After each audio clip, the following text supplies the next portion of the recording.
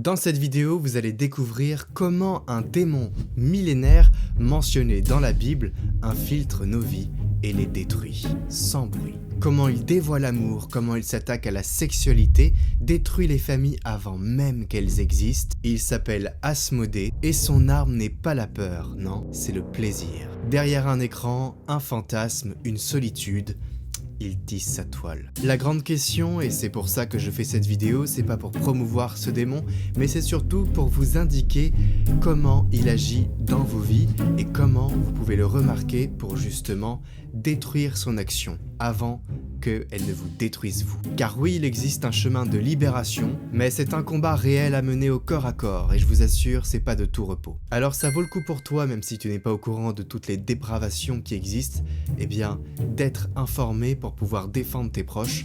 C'est parti, restez jusqu'au bout, vous n'allez plus jamais voir la tentation de la même façon.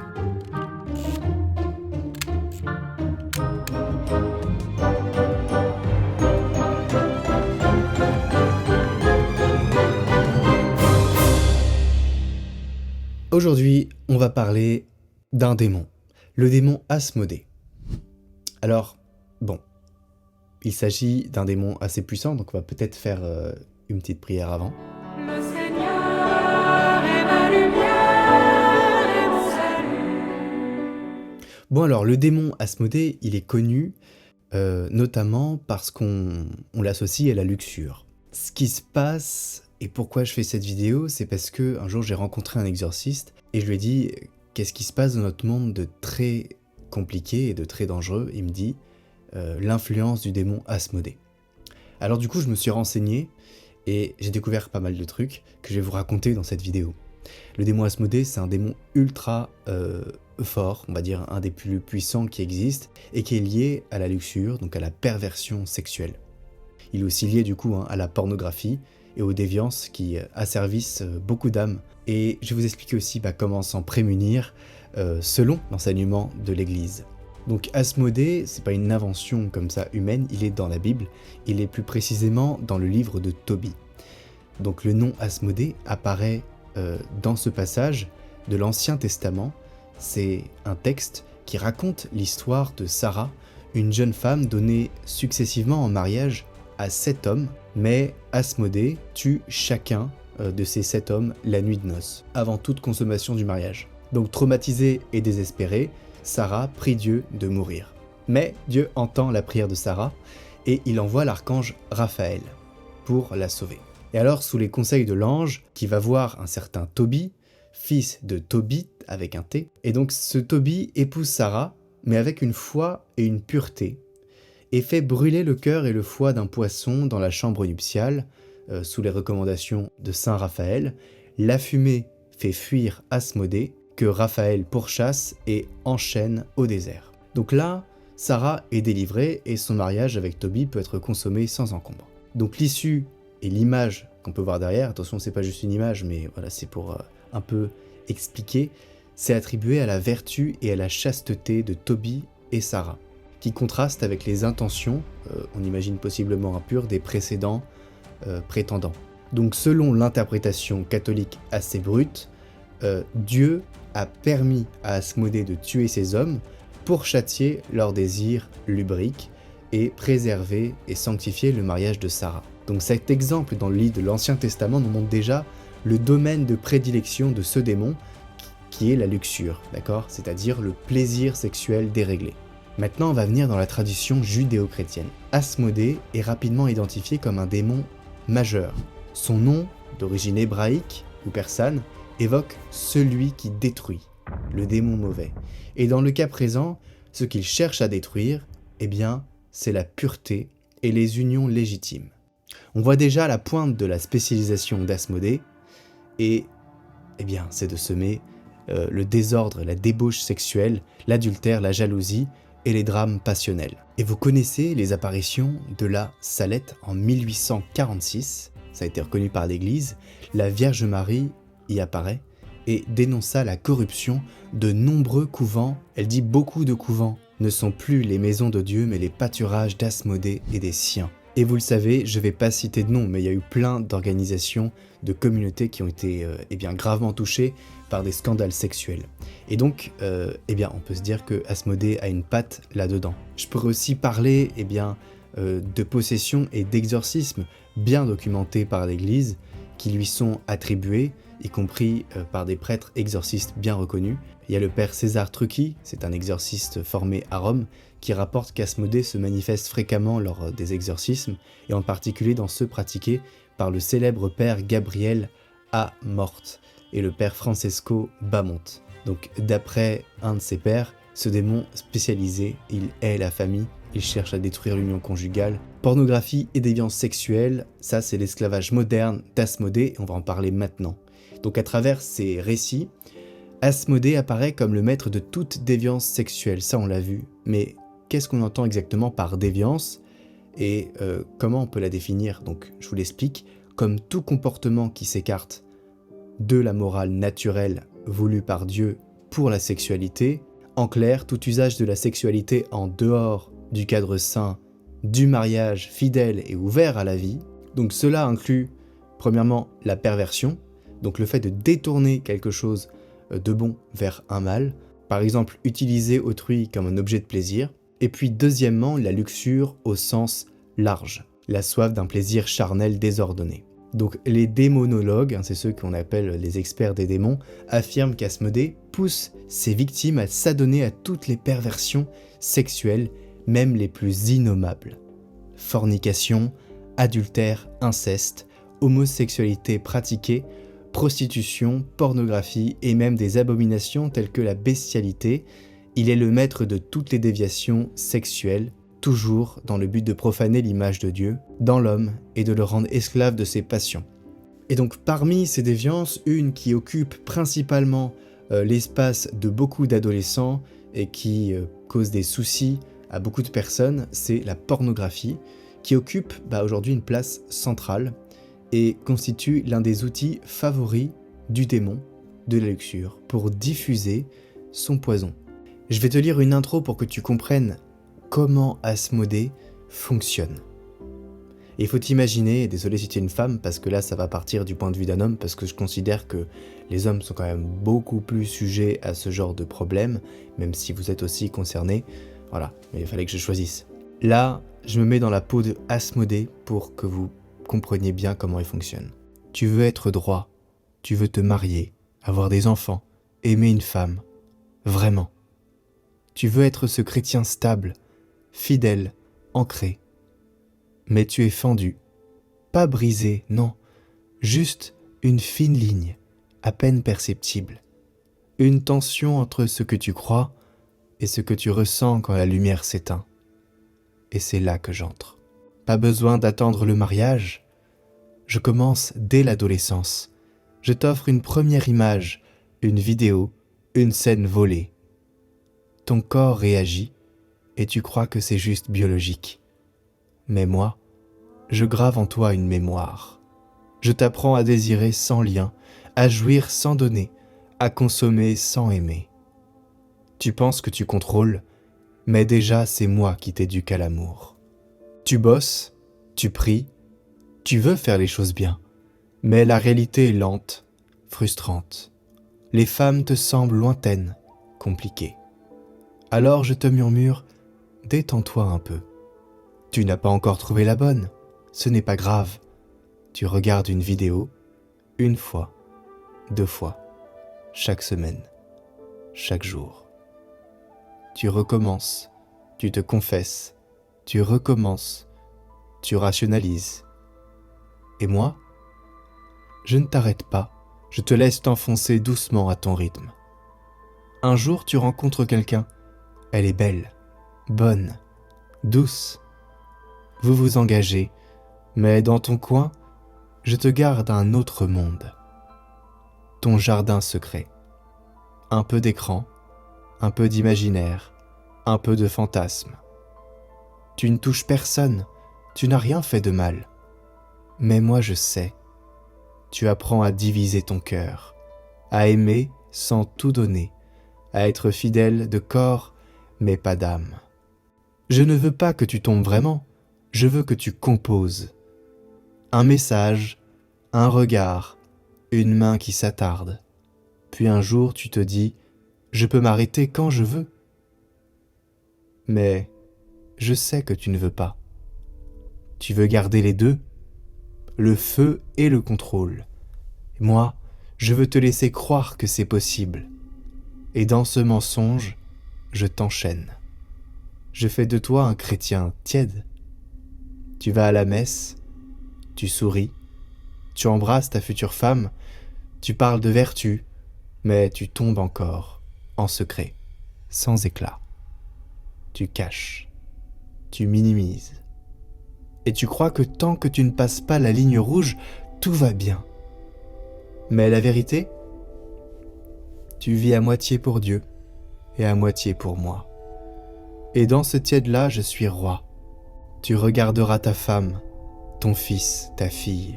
Tu verras tout ce que tu as bâti, et tu sentiras dans le fond de ton ventre un vide ancien, celui de cette chose que tu ne peux pas dire. Tu souriras amèrement, et tu me regarderas, et moi, j'ouvrirai les bras. Tu es venu à moi sans que je te pousse.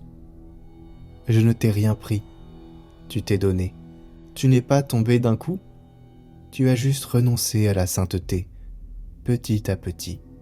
Tu n'es pas à moi par violence, tu es à moi par compromis. Tu voulais l'amour vrai, mais tu as accepté l'amour en pièces détachées.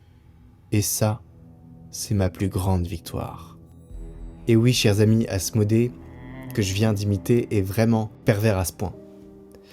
C'est celui qui vous fait croire que vous avez besoin d'être sauvé par la chair, que vous avez besoin d'une relation, d'un visage, d'une rencontre pour être sauvé. C'est celui qui vous fait croire que vous avez quelque chose qui vous manque, en fait, alors que vous êtes pleinement vous-même et rien ne vous manque. Mais vous n'êtes pas fait pour être seul. Donc revenons à notre sujet, la pornographie. Alors l'Église catholique ne mâche pas ses mots à ce sujet, et le catéchisme la qualifie de grave offense contre la dignité, car elle pervertit l'acte intime et asservit ses participants. Là où c'est problématique, c'est qu'on parle souvent de possession démoniaque, et c'est ce qui nous fait peur, et c'est ce qu'on veut éviter à tout prix. Et un problème, c'est que la pornographie, ouvre cette porte au démon, car elle plonge l'âme dans un état grave de danger spirituel. Et en plus, la consommation de pornographie tend à escalader un peu vers des dysfonctionnements sexuels toujours plus graves. Et dysfonctionnement d'ordre de déviance, on parle, qui détruit les mariages. Et donc c'est exactement l'objectif d'Asmodée depuis le début. Et donc on peut voir derrière l'écran avec ses images obscènes, Asmodée qui tisse patiemment sa toile, il exploite nos faiblesses secrètes, attise les désirs désordonnés et finit par enchaîner la personne dans une dépendance. Le combat spirituel, chers amis, c'est un combat de corps à corps. Ça veut dire que vous êtes en combat avec une entité qui existe, qui est physique, qui est invisible mais qui existe, et donc comment on combat au corps à corps avec une épée et un bouclier.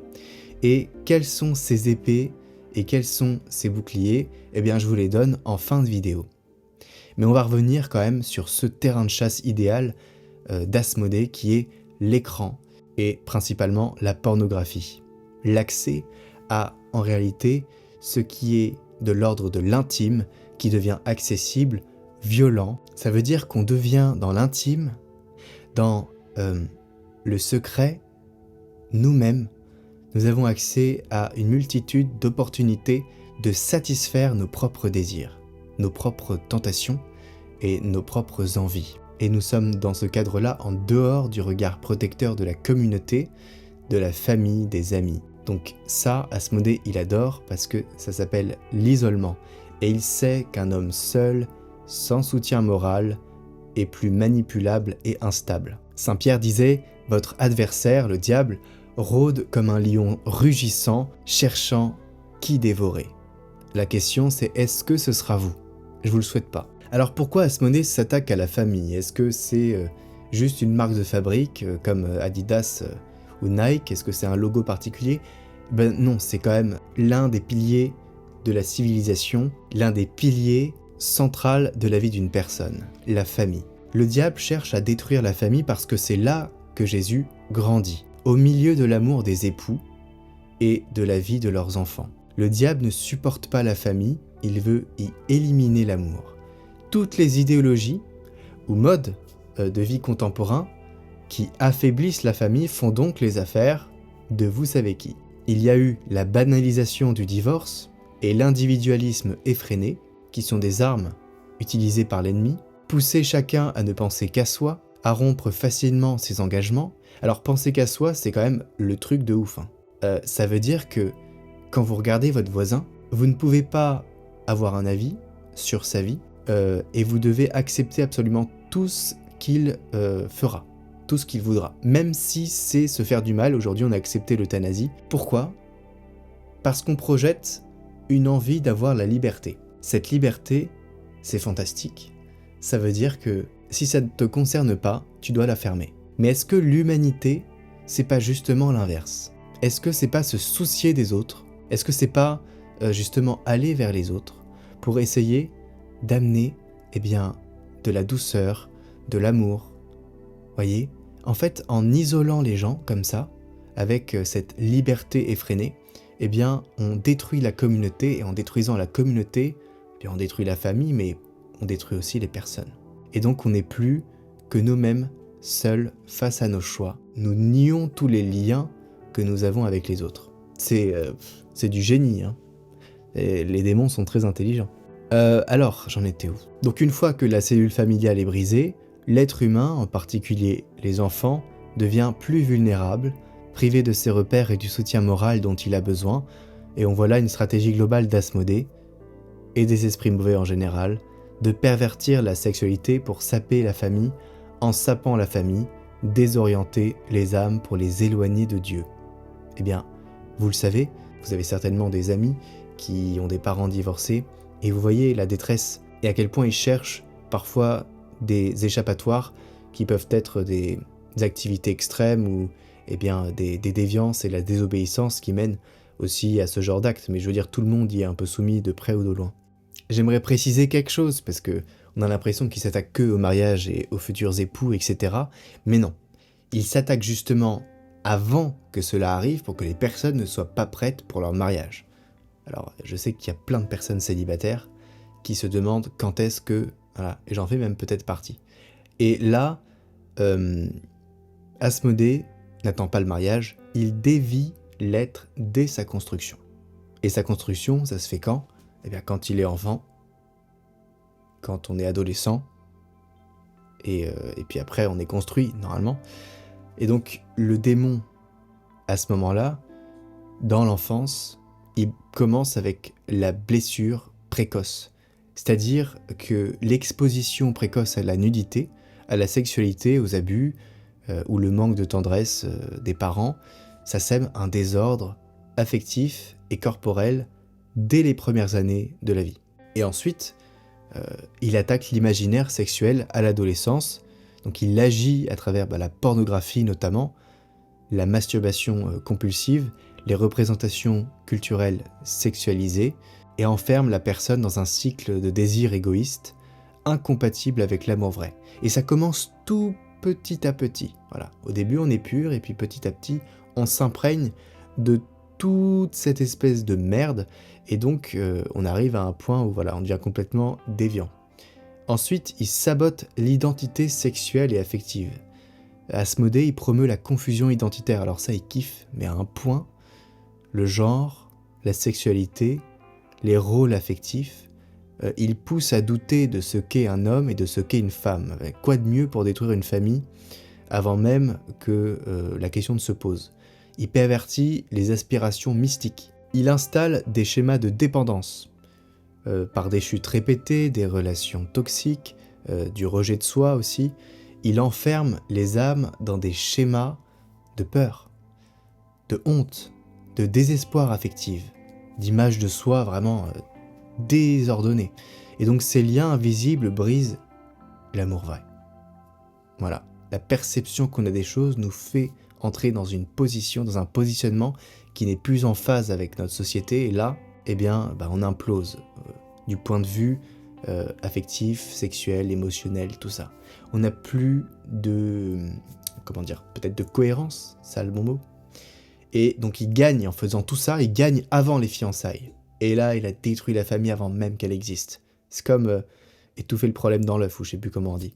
Mais en gros, une personne affectée dans sa jeunesse arrive adulte, incapable d'aimer pleinement. Voilà. Le mariage devient improbable, ou même voué à l'échec, et ce handicap affectif et spirituel qu'il a, c'est la victoire silencieuse de ce démon. Et donc maintenant, alors comment se prémunir d'Asmodée? Comment se libérer de ses addictions? Comment ne pas le laisser entrer dans sa vie tout simplement? Alors, face à un ennemi aussi pernicieux, l'enseignement de l'Église propose des remèdes gratuits, spirituels, clairs. D'abord, premièrement, il faut reconnaître le danger. Prendre conscience que la luxure et la pornographie, ce sont pas des choses anodines. C'est pas des petites faiblesses comme ça, c'est mon péché mignon, voilà, et puis c'est pas anodin. Il faut vraiment prendre conscience que c'est des chaînes, ça nous enchaîne à quelque chose qui va nous détruire. Voilà. Et même si c'est lent et qu'on ne voit pas, c'est insidieux. Donc on doit être lucide. On doit s'accompagner d'une ferme résolution de rompre avec ses habitudes de péché. Ne jamais, même si on retombe tout le temps, être dans le renoncement à rompre avec ses habitudes. Il faut toujours avoir cet objectif, toujours. Premièrement, et dans l'écriture il y a bien marqué « Résistez au diable et il fuira loin de vous ». Alors résistez le plus possible. Concrètement, cela implique une chose que vous connaissez et vous savez que je vais le dire, c'est la confession régulière. Pour briser l'emprise du péché par le pardon sacramentel. Ensuite, il y a la prière fervente. Et on peut aussi penser au jeûne. On sait que quand on jeûne, on est moins sujet aux tentations. Ensuite, deuxièmement, là on a parlé des boucliers, et là on va parler de l'épée, ou vice-versa. L'Église nous invite à fuir les occasions de chute. Et qu'est-ce que c'est qu'une occasion de chute? C'est supprimer sans pitié toute occasion d'accès à la pornographie. Et ça, on l'a vu dans une vidéo de Carlo Acutis que j'ai fait avec l'interview d'un prêtre qui connaît très bien sa famille. Je vous la mets en lien en haut à droite. Mais alors, il faut couper sans pitié tous les accès à la pornographie. Si ton téléphone est une occasion de chute, si ton ordinateur est une occasion de chute, si Internet, si être seul chez toi est une occasion de chute, il faut sortir de chez soi. Il faut protéger son ordinateur avec des éléments qui nous empêchent d'aller sur ces sites-là. Il faut vraiment blinder le truc. Une astuce qui est simple, c'est de ne jamais utiliser son ordinateur dans sa chambre, mais l'utiliser en famille, dans la pièce principale, toujours entouré de personnes. Mais donc il ne s'agit pas uniquement de fuir le mal, hein. C'est pas ça qui compte vraiment, c'est surtout chercher activement le bien, qui est l'opposé du mal. À la luxure, l'Église oppose la vertu de chasteté, adaptée à l'état de vie de chacun. La fidélité et tendresse dans le mariage, abstinence dans le célibat ou la consécration. Il faut cultiver la chasteté, parce que c'est un bien ultra précieux. Et c'est que avec ça qu'on atteindra l'état qui nous permettra peut-être de rencontrer quelqu'un, qui nous permettra d'être pur pour la personne avec qui on est. Et en fait, il faut entraîner son cœur à aimer d'un amour authentique plutôt que égoïste, plein de passion et plein de passion tout simplement. Donc ça passe par la prière quotidienne, par une vie sacramentelle intense, ça veut dire communier à l'église. Pour ceux qui n'ont pas le baptême, à avoir le baptême, parce que c'est la première protection contre tout ça. Ça coupe les liens anciens. Et donc aussi demander l'aide des saints et des anges.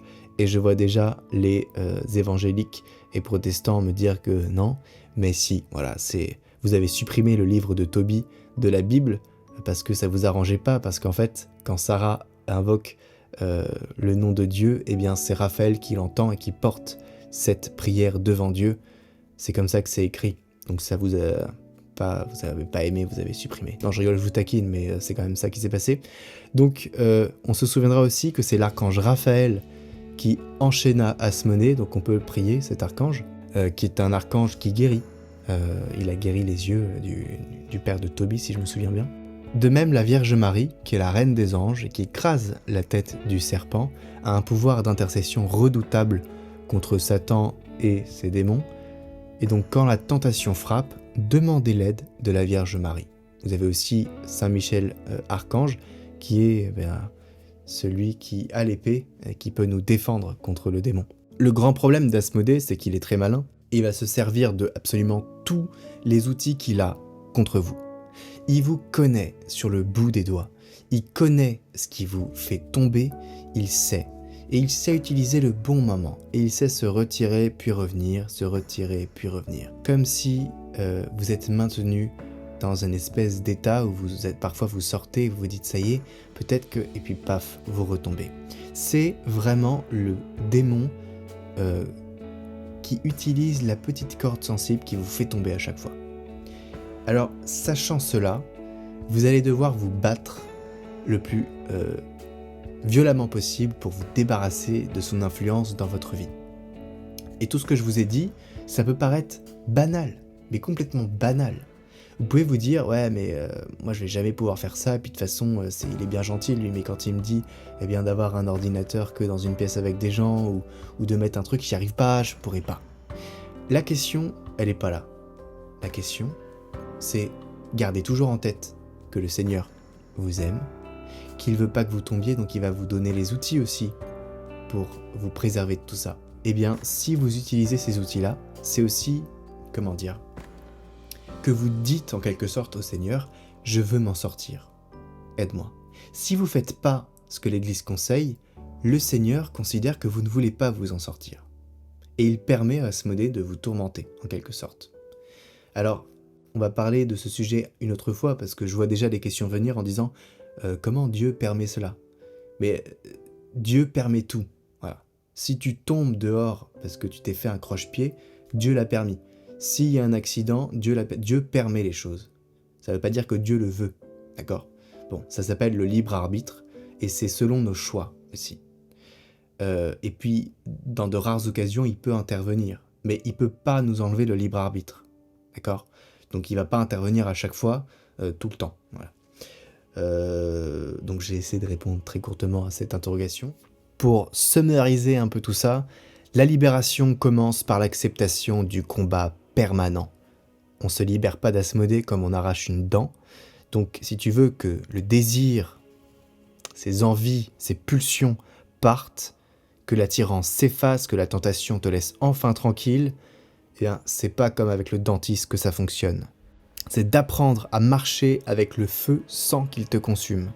Et donc, tu n'es pas sale parce que tu es tenté, tu n'es pas impur parce que tu ressens, et tu n'es pas perdu parce que tu tombes. Tu es libre quand tu ne caches plus rien, quand tu refuses de pactiser avec l'ombre, même si elle te murmure qu'elle te comprend mieux que Dieu, ce qui est faux. Deuxièmement, il faut confesser encore et différemment. Oui, tu te confesses, mais as-tu déjà tout dit ? As-tu déjà dit tes fantasmes, pas juste tes actes ? Parce que ça permet aussi aux prêtres de comprendre et de t'orienter. Si tu n'as pas dit tes fantasmes, c'est que tu ne t'es pas vraiment confessé entièrement. Et la confession, c'est pas une liste, c'est une offrande. Et Dieu ne guérit que lorsqu'on ose tout lui montrer. Troisièmement, pour se libérer d'Asmodée, il faut parler à quelqu'un de vivant.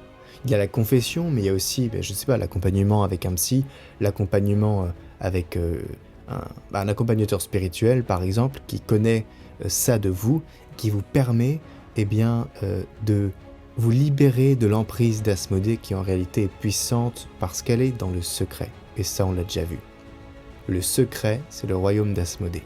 Mais donc, courage, mes chers amis, pour ceux qui sont sous la domination d'Asmodée. Le combat est très exigeant, mais la liberté et la sainteté sont au prix de la victoire de ce combat. Et donc, Dieu ne refuse jamais sa grâce. Ça, faut le savoir, à qui la lui demande avec foi. Je vous le répète. Donc, en restant unis à Jésus, on pourra dire comme Tobie, et Sarah, à la fin de leur épreuve, le démon est vaincu et l'amour authentique triomphe. Et ça, c'est beau. Et comme dit le frère Paul Adrien, l'amour vaincra.